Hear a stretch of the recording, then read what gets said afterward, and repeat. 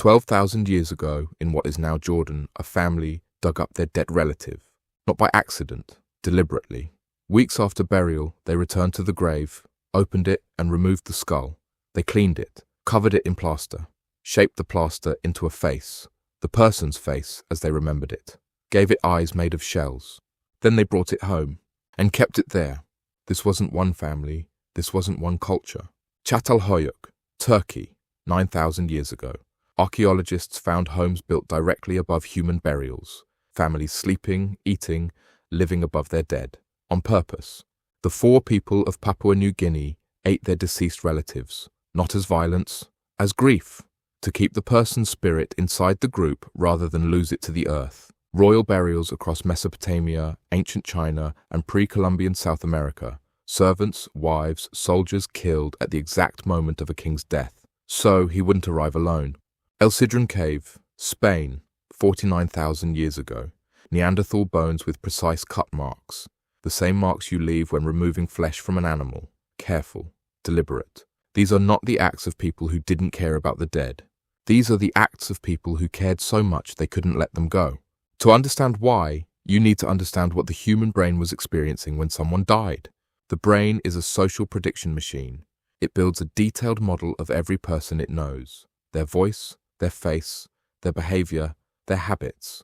It runs those models constantly, every day, using them to anticipate what will happen next. When a person dies, the model doesn't receive a shutdown signal. It keeps running. You still hear their voice at the edge of sleep. You still turn to say something to them. You dream about them for years. The model persists because it was never designed to stop. Evolution had no reason to build a shutdown mechanism for people who die, because in most of human prehistory, you didn't survive long enough to watch many people die of old age. To the ancient human brain, the model running wasn't confusion. It was data. If the model is still running, the person is still somewhere. Not here, but somewhere. Present in a way you couldn't see. And this is where the rituals make sense. If the dead are still present, still watching, still capable of affecting the living, then they have needs. A dead chieftain who arrives in the afterlife without his servants will be angry. A dead ancestor buried in the ground is inaccessible. A dead relative whose spirit dissolves into the earth is lost to the group forever. Every ritual you just heard was a management solution. Keeping the skull nearby kept the ancestor accessible. Eating the deceased absorbed the spirit into the group. Killing servants at the burial meant the powerful dead arrived with what they needed and had no reason to come back angry. This wasn't barbarism. It was logic, applied by a brain that genuinely believed the dead was still there and still dangerous if ignored. The Jericho skulls are the clearest evidence of what this actually produced. Pre-pottery, Neolithic Jericho, 9,000 years ago, 7 plastered skulls found inside homes, shells for eyes, plaster contoured to individual facial features. These weren't trophies, they were portraits, made with enough precision that researchers believe the makers knew exactly who each skull belonged to. The skulls were kept for generations, handled, moved, displayed. What this created wasn't delusion, it was continuity.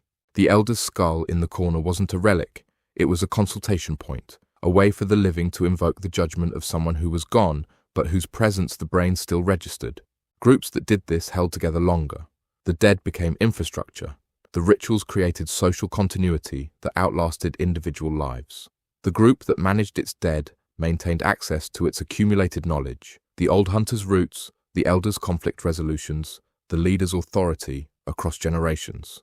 The ritual worked, not because the dead were actually present, because the living behaved as if they were, and that behavior built something no individual lifespan could have built alone. Every major civilization built an independent system for managing its dead.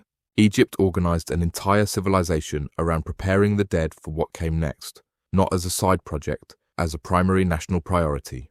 Ancient China built elaborate tomb complexes, terracotta armies, thousands of figures constructed to serve the emperor in death. Mesopotamia mapped the underworld of Ker with the same precision they mapped the stars. The Aztecs performed ritual sacrifice to feed a sun god they believed would go dark without it. The Norse built Valhalla, a structured destination where warriors had a specific ongoing role after death. None of these civilizations inherited the idea from each other. They arrived at the same conclusion through the same process. The dead are still present, they have needs, and those needs must be managed. That is not cultural transmission. That is the same brain on every continent solving the same unsolvable problem with the same tool, a model that wouldn't stop running. Go back to where we started, the plastered skull, the exhumed body, the servants killed at the grave. We look at those and call them dark, primitive, something we've moved past. But look at what you actually do. You keep photographs of the dead. You visit their graves and speak to them out loud.